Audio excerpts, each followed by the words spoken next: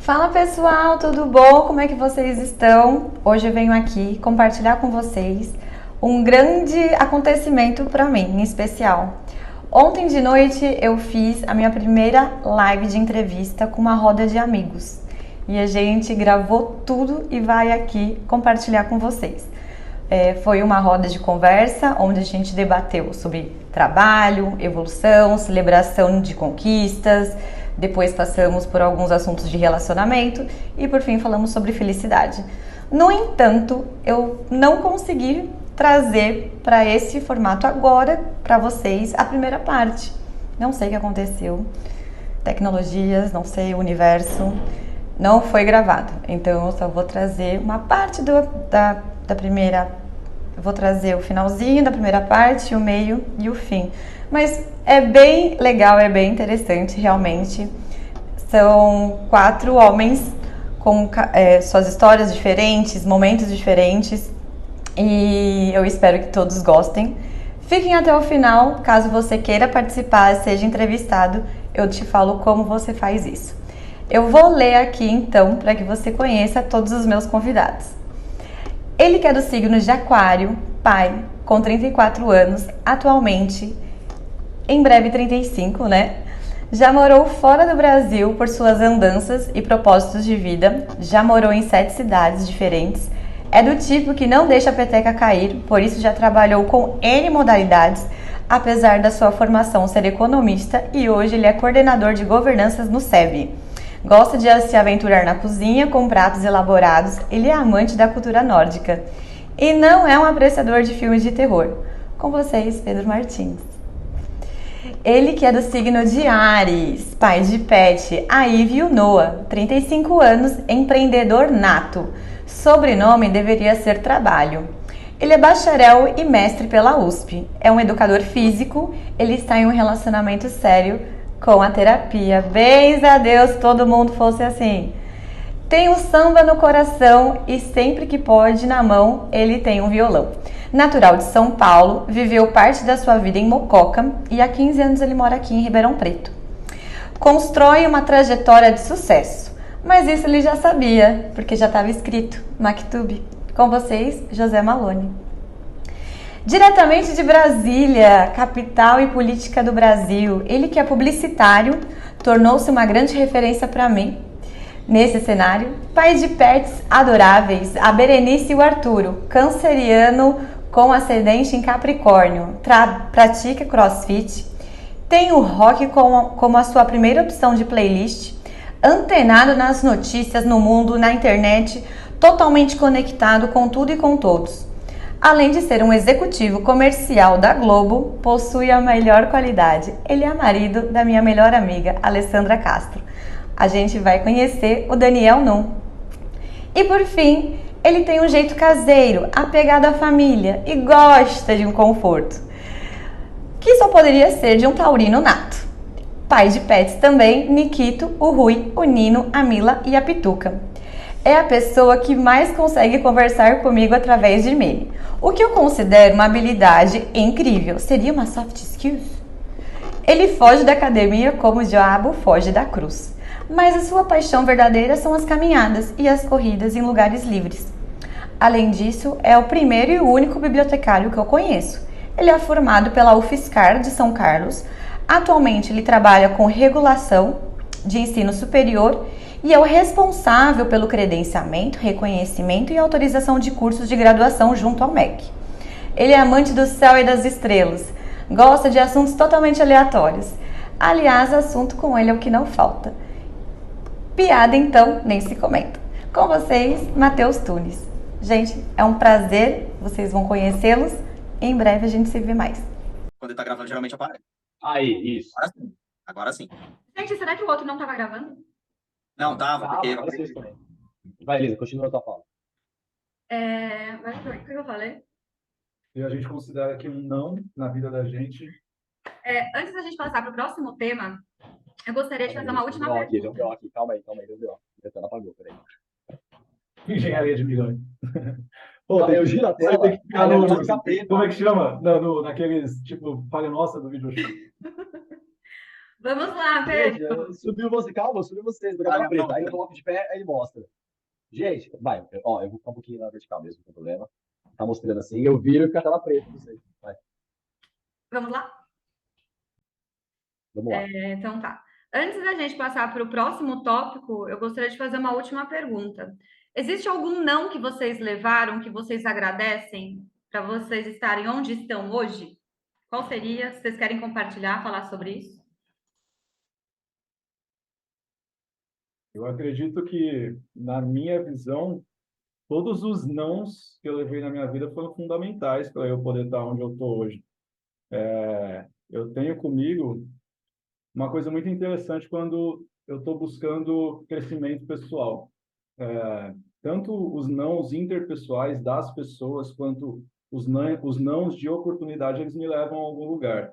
O não de uma pessoa faz com que eu possa refletir sobre aquele comportamento, por que que houve uma negativa, e perceber que não posso ser tão egóico barra egoísta, de escolher só a minha perspectiva. E o não de oportunidades me traz sede de buscar algo acima, ou de provar para mim mesmo, ou às vezes até para a pessoa que me falou não, de que eu tinha potencial para poder conquistar aquilo. Então, eu acho que os nãos, eles são importantes, todos eles, sem exceção, os nãos que as nossas mães nos dão quando a gente é criança, num princípio de um processo de educação, um não que você recebe de um amigo quando você está prestes a fazer uma cagada, sei lá, está bêbado, sei lá. Eu acho que os nãos eles são fundamentais para que a gente possa manter o equilíbrio que a gente tanto estava falando lá no começo. Eu agradeço, sou absolutamente grato a todos os nãos que eu recebi na minha vida e acho que foram absolutamente necessários. Nossa, eu também sou muito grata. E eu acho que cara, aquela concordo com máxima você. de Fala, uma pai. porta se fecha, outra porta se abre, ela para mim é aquele resumo dos, dos múltiplas opções, ou se a gente brinca no assunto de universos paralelos, não sei, a porta se fecha de uma linha de tempo que você acha que aconteceria aquilo, outra porta se abre e você ramifica as suas ações e você percebe que você vai ter um resultado de ações totalmente diferente. Aí, acho que eu fui um pouco nostálgico com o efeito borboleta, mas eu acho que não voltando para o passado, mas a cada nova escolha você tem uma nova oportunidade. E a cada não também se abre uma nova ramificação de como você vai reagir àquilo, né? Então, não é o que você faz às vezes, sim como você reage às coisas que acontecem com você. Eu acho que um pouco nostálgico de cinema agora, mas gosto. Acho que o lance é por aí mesmo. De verdade, eu não consigo lembrar de um não específico que, assim, mudou radicalmente. Com certeza tem, só não consigo lembrar nesse momento. Mas acho que, pegando o gancho aí no que vocês falaram, e concordo pra caramba, poxa, a vida é um fluxograma, né? A gente vai para chega numa encruzilhada, é sim ou não? Se é não, a gente tem que encontrar outro caminho. A vida encontra outro caminho, né? Ela sempre encontra. E nós, seres vivos, a gente acaba encontrando um caminho novo, né? Não tem jeito. E, e é isso, cada caminho que a gente trilha, na verdade, né? É feito de sims e nãos, e geralmente os nãos levam a gente para lugares que a gente não imaginou, né? A gente estava falando de sucesso, de repente você está trilhando um caminho, olha, eu vou por esse caminho, que a gente imagina que seja uma escadinha, não é, é uma montanha russa, você volta, anda em círculo, depois continua, depois talvez se você pegue uma escada, de repente você pega um vale, linha reta, acha que está tudo bem, e aí de repente você acha um não na sua frente, e esse caminho se curva de novo. Então acho que é bem por aí, né? É bem nessa fala, é bem esse fluxograma mesmo, não é reto, nunca foi. Mas eu vou continuar pensando aqui qual foi o não que mudou radicalmente. Com certeza teve algum aí, bem forte, que não de namorada, de ex-namorada, de coisas assim. Eu dei uma resposta também, mas não respondi, tá, Matheus? Tamo junto. O Matheus falou de fluxograma, né? Tipo, a vida é o caminho aí, fala sim, não. Aí quando ele falou não, eu falei, ah, sim é não, então é sim, né? Tipo assim, a gente foi para um caminho que não era, então era, não, então tá, sim, não vamos por aqui, né? Tipo, é, o não faz parte da vida, né, gente? A gente, assim, até é, saindo um pouco do mundo muito feliz, muito poliana, assim dizendo, né? Faz parte da vida, às vezes a gente tem que lidar com as frustrações mesmo, às vezes a gente fica chateado, mas assim, como é que a gente encara o não, né? Se a gente encara como aprendizado, se a gente dá tempo para digerir o não, se o não, tipo, machucou e a gente conseguiu entender por que que machucou, até onde machucou. Às vezes o não vai, tipo, dar uma puta revolta, porque, assim, muitas vezes a gente recebe um não e a gente não pode se conformar com ele, né? Do tipo assim, cara, não tá certo, vamos seguir adiante. Por exemplo, um caso de injustiça é um não que frustra. Se você sofre um tipo de injustiça, é um não que frustra muito, assim, né? E muitas vezes o conformismo em cima daquela injustiça você está sacramentando digamos, uma coisa que não vai te dar felicidade, não vai te deixar satisfeito, né? Mas eu acho que, em resumo, o não faz parte da vida. Tem momentos que vai machucar pra caramba, tem momentos que vai ser bom, mas é o que eu acho que é o cerne do que a Elisa tinha perguntado, assim, né? Ele sempre vai te dar alguma lição, ele sempre vai te dar alguma reflexão que às vezes pode ser inútil, às vezes vai ser um puta aprendizado, mas a questão é que o não, querendo ou não, faz parte da vida, né?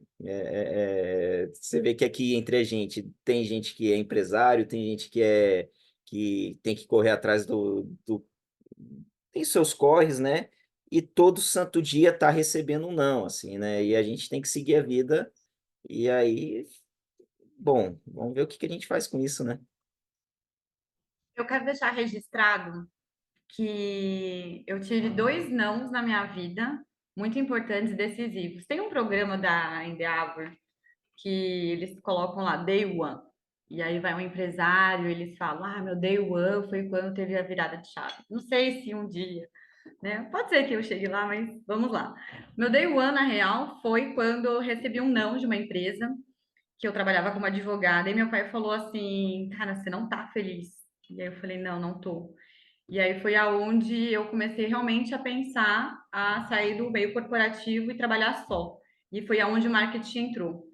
Esse foi literalmente meu primeiro não, que eu falei, cara, não consigo mais para trabalhar para as outras pessoas no sentido de advocacia. E hoje isso está bem fundamentado em mim, assim, sabe? Bem enraizado. E o outro não são nãos óbvios que a vida vai dando. Então, alguns relacionamentos não vão dar certo. Às vezes a gente não entende. E aí eu tive que talvez ir para Brasília, depois de muitos nãos que a vida me mostrou aqui, com duras e penas. E aí em Brasília eu tive muitos sims, assim, visualmente, corporalmente, espiritualmente. E às vezes eu falei, cara, que virada de chave. Precisava de muitos nãos dolorosos para entender que, cara, era essa virada de chave que eu precisava, realmente me afastar, sair, respirar coisas novas. Então, não, alguns não, eles vêm assim, um pouco dolorosos, igual que todos falaram, mas foram necessários, então eu sou grata. Então, às vezes teve que acontecer isso. Quem está aqui em Ribeirão viu que depois que eu cheguei de Brasília, realmente mudei, né? Muitas coisas aí, e eu sou grata. Então, assim, aconteceram coisas difíceis de se lidar. Mas se não fosse isso, talvez estaria na mesma, infelizmente. E é isso. Passar no próximo tema que eu gostaria de falar. Vamos lá, pessoal. Vocês se lembram da primeira pessoa que vocês tiveram algum amor, que vocês se apaixonaram? Gente, o primeiro menino que realmente eu gostei, só para compartilhar aqui, gente, que eu gostei de verdade, foi o Amor de Praia. Eu era muito novinha e, para variar, gente, eu era bem novinha na época e ele era mais velho. E aí ele gostava da minha prima. Então eu já tive uma desilusão amorosa, assim, logo de cara, não fui correspondida. Então eu logo sabia o que, que não era ser correspondida, tá? Então minha primeira decepção amorosa foi logo daí. Vocês têm alguma. Vocês lembram da primeira relação de amor, assim? Alguma coisa assim? Eu acho que foi uma professora que eu tive, mas eu tinha tipo uns 6 anos de idade, 5 anos de idade. Mas era tipo, sei lá, mas aí também, pô, já não Não, foi amor, correspondido, tá amor, vendo? amor, de, assim, de sofrer, Daniel. Assim, tipo assim, O quê, nossa, meu? Você tá queria dar um É subestimando beijo uma que, no criança de 6 dele. anos? é que entra numa pergunta que para mim é crucial, né? Foi um Ah, amor mas platônico correspondido ou não correspondido? Com a teacher? É, Não, foi na minha correspondido, não. experiência, Fiquei quando no eu era, vácuo, né? Foi aquela coisa assim Ele que você sai queria da. alerta de pedofilia. Era o na minha momento. experiência, eu acho que a gente sofre muito quando é muito novo, porque é platônico e não é correspondido na maioria das vezes. É Não, e muito assim, raro. é tipo o único momento que você tá louco pra ir pra escola, né? Porque fora isso, tipo assim, eu quero ir pra escola amanhã, porque vai ter aula com a professora tal, não sei o quê. Aí, meu. Mas assim, acho que foi a primeira sensação que eu tive relacionado a alguma coisa assim, homem e mulher, saca? Com 6 anos de idade. Eu acho que eu devia ter uns 6 aí, eu acho que era Jardim 3, sei lá, meu. Uma coisa maluca.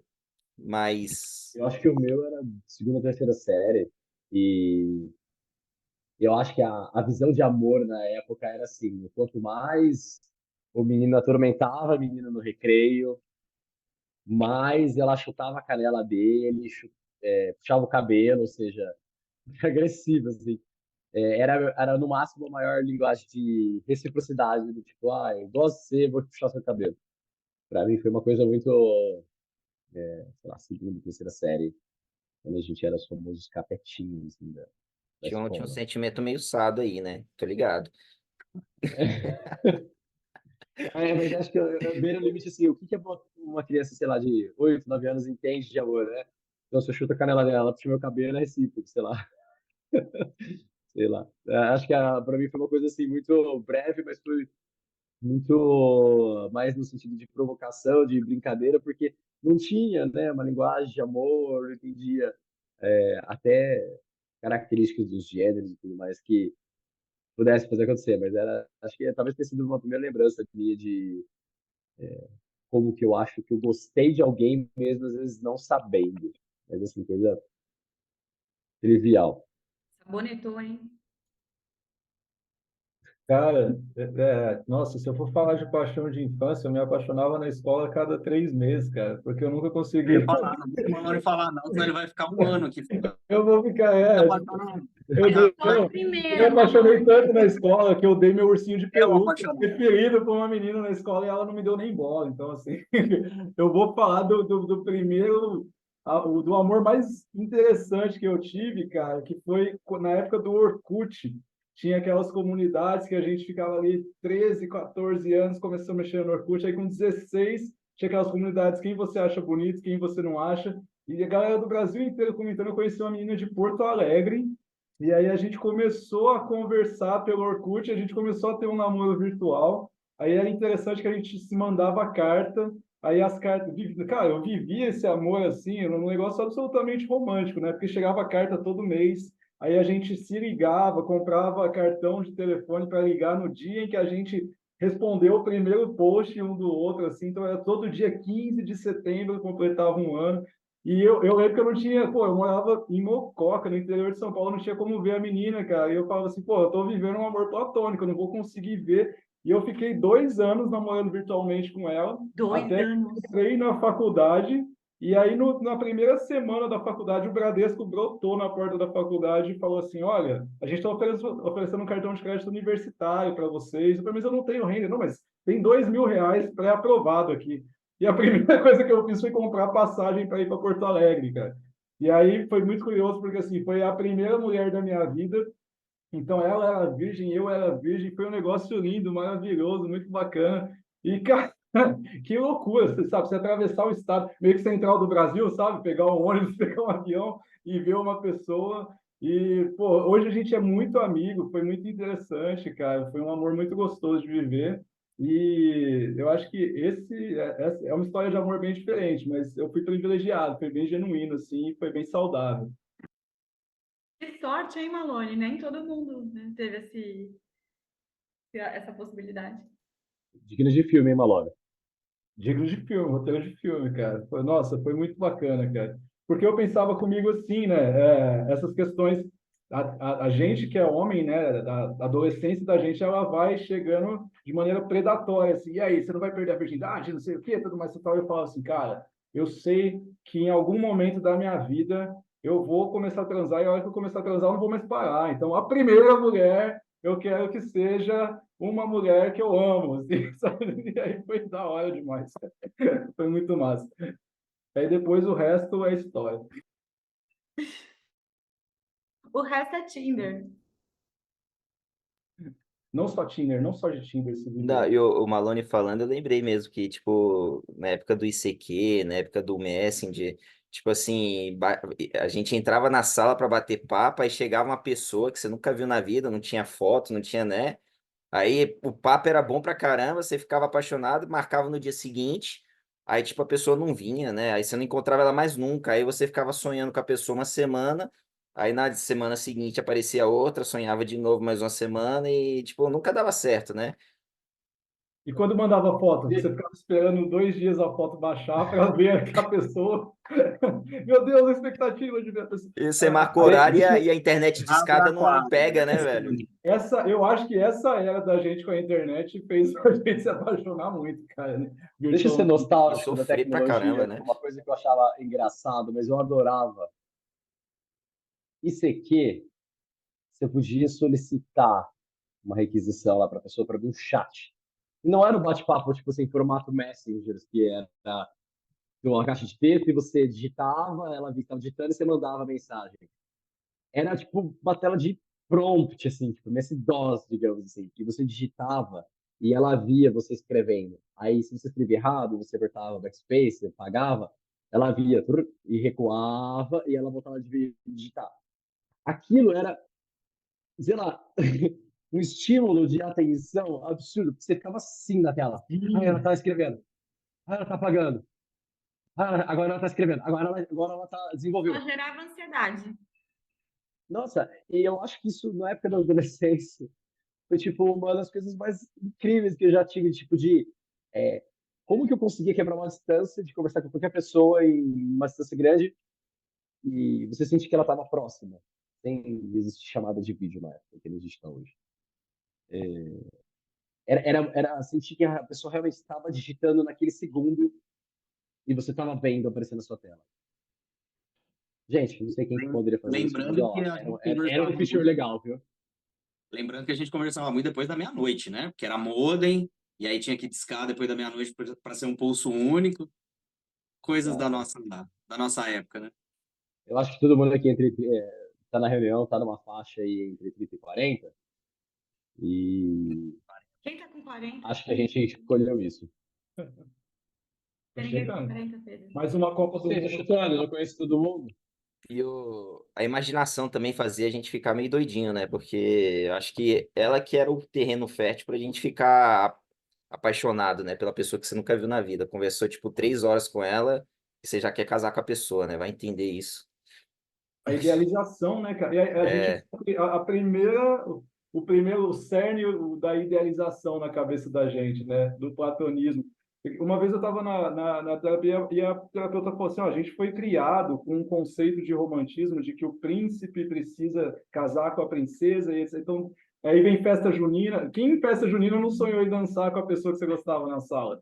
Aí fica a idealização do par, né, do casamento, do padre, coisas que são colocadas na cabeça da gente desde os primórdios da existência. A primeira menina, a gente sempre lembra da que a gente gostou, ou o primeiro menino que a gente gostou.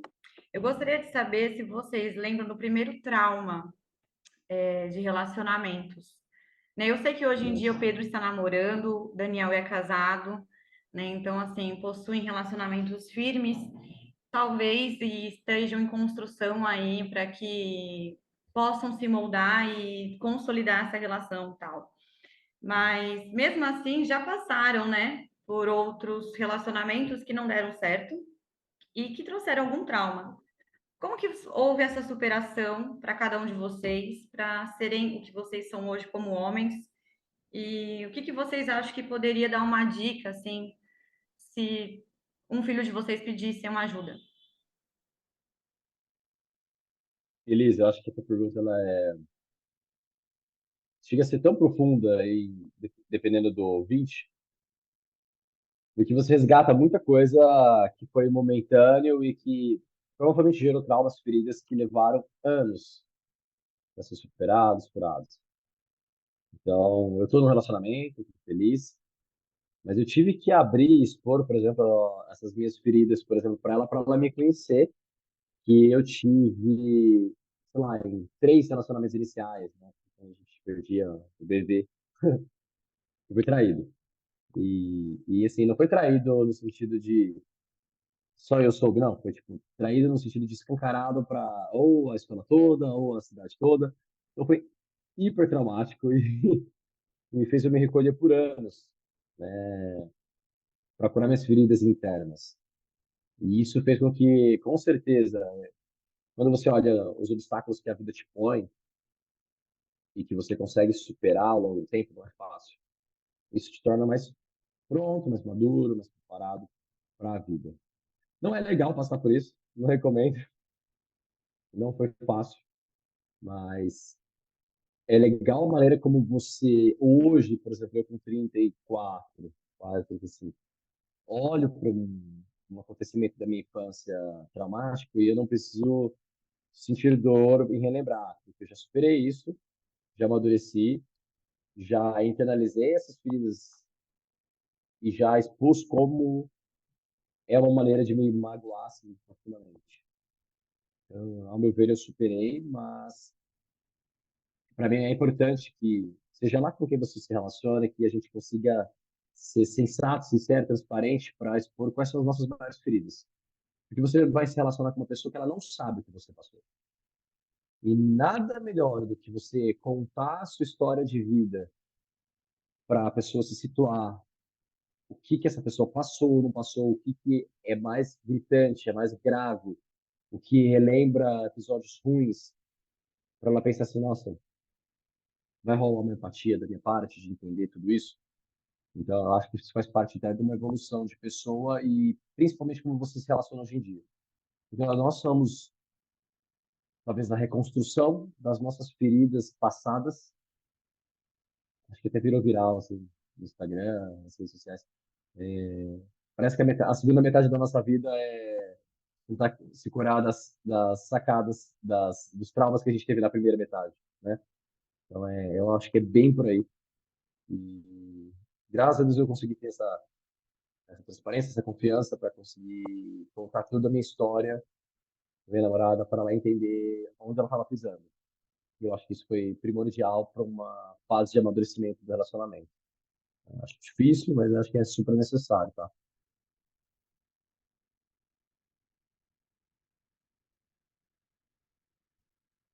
Eu acho que em relacionamento, acho que é um dos maiores traumas, né? É a traição. E eu também já passei por isso, acho que todo mundo, de alguma forma, já experimentou traição, né? E na minha época, quando eu fui traído, que foi minha primeira namoradinha, acabei não falando na outra vez, mas foi minha primeira namorada também, foi o primeiro tudo dela, meu. E um belo dia eu descubro que ela me traiu. Até então, cara, eu posso dizer que isso daí como o Pedro falou, é uma coisa mais profunda, né? Para mim, o mundo era uma coisa legal, maravilhosa. Eu tenho uma ótima família, eu tenho ótimos amigos. E quando você se depara com uma coisa assim, mais profunda, você gostar de uma pessoa, gostar de verdade, amar uma pessoa, é claro, agora parece um amor de adolescente, uma coisa meio banal, né? Que todo mundo passa, todo mundo tem seu primeiro amor. Mas ali naquele momento faz muito sentido e é muito forte, né? Até porque foi o nosso primeiro tudo. E quando você descobre uma traição, pelo menos para mim, aquele mundo perfeito, onde as pessoas são legais, são respeitadoras, aquilo caiu, entendeu? E a gente aprende com isso, né? Eu acho que é o não também, né? O fato da pessoa não querer estar com você, querer estar com outra pessoa, é o não que a gente falou agora há pouco, né? E isso vai necessariamente levar para outros caminhos, né?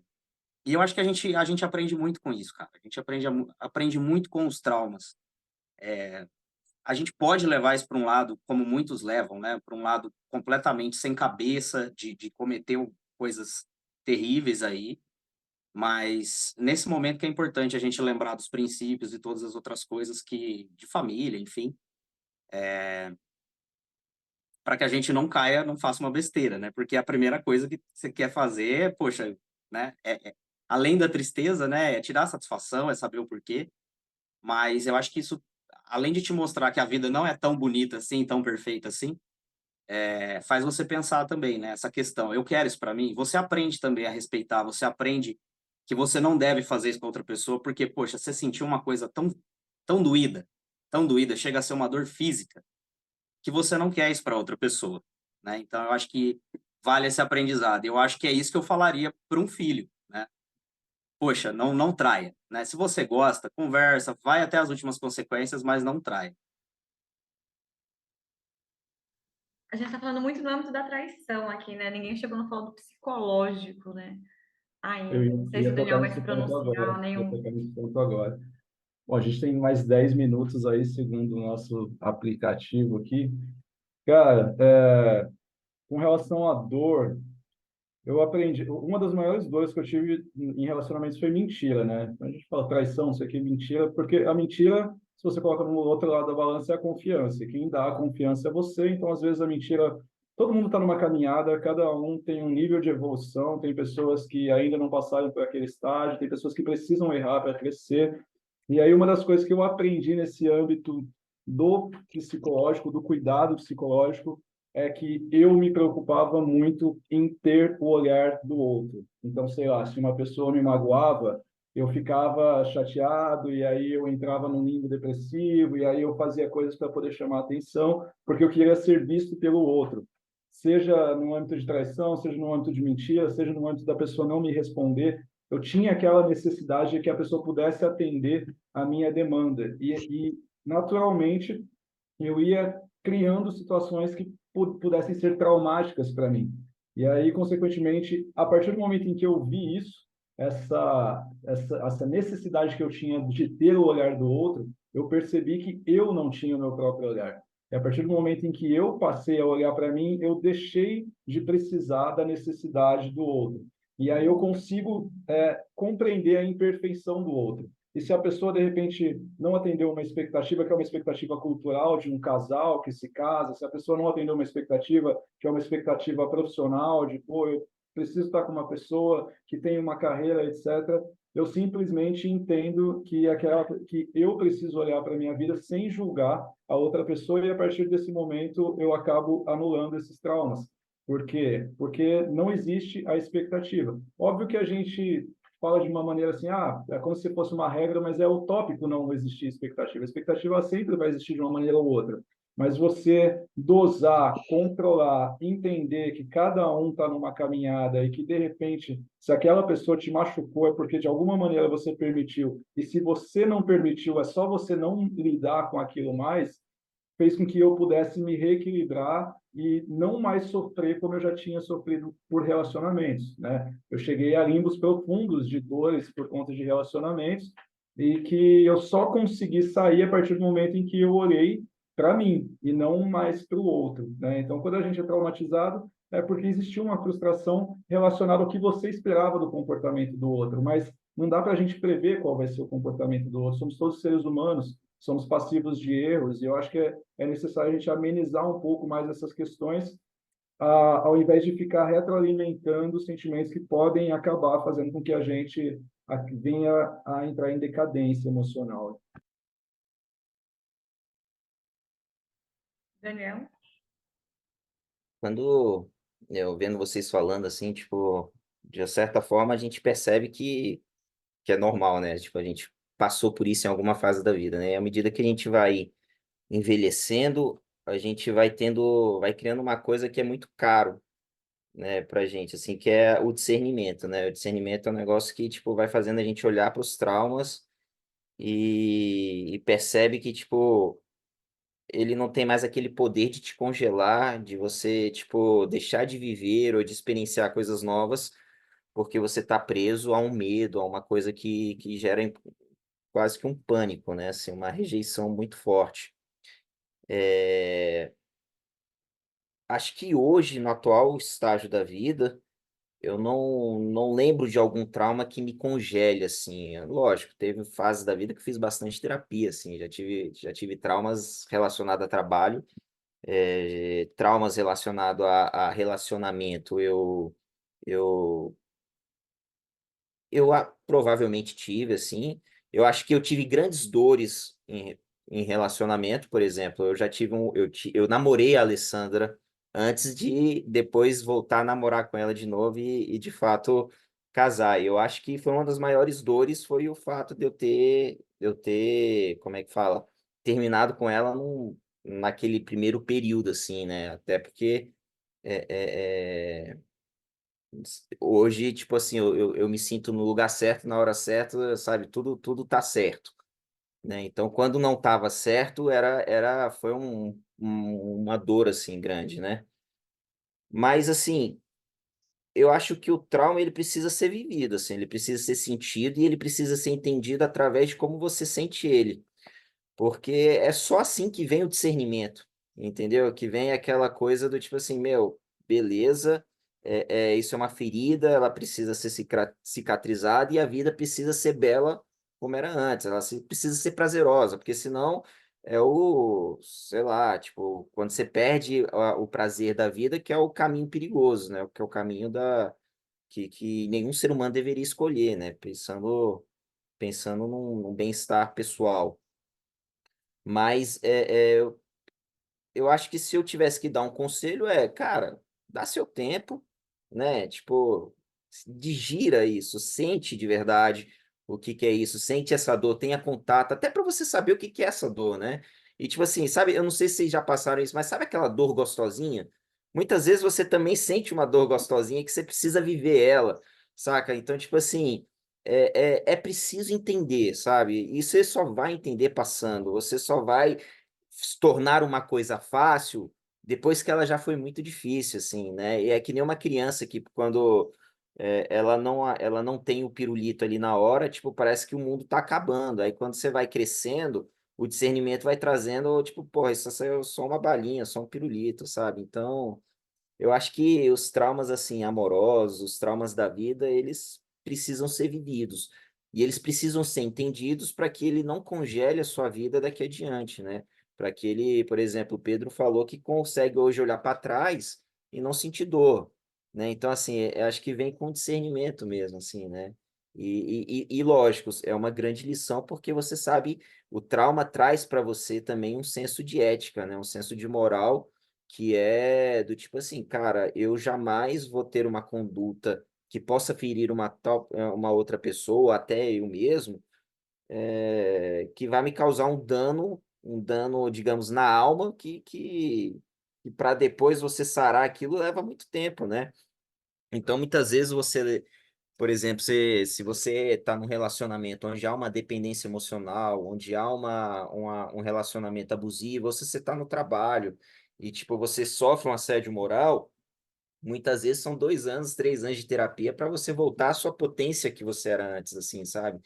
E acho que nós, como seres humanos, assim, temos que buscar uma vida de potência, uma vida do qual a gente quer dar vazão às nossas virtudes, né? Então, os traumas aí vêm para apimentar um pouco, mas vêm para ensinar bastante também, né? E o importante é não deixar eles apagarem toda a maravilha que está por vir, né?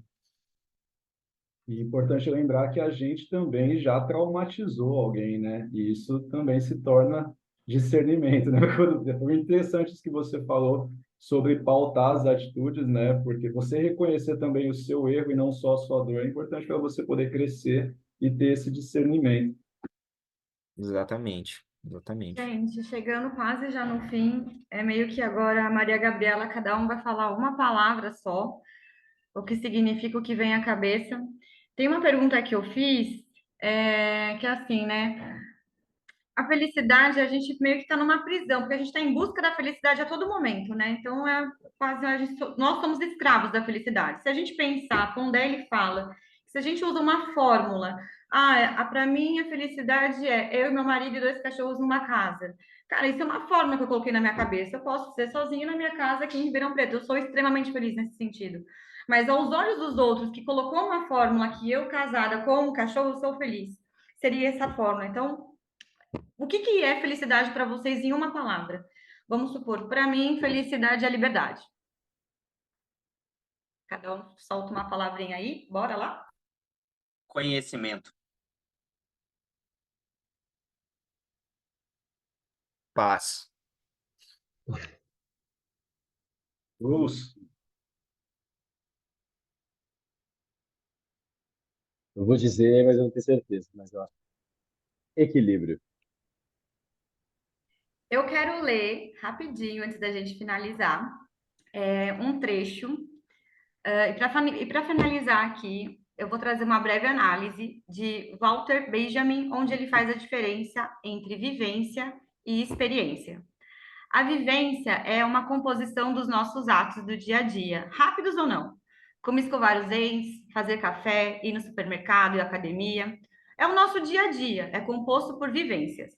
Mas de vez em quando, no meio dessas vivências, ocorre um fato extraordinário que nos faz ter vontade de contar aquilo. Quando a gente tem vontade de contar algo, isso se torna uma experiência.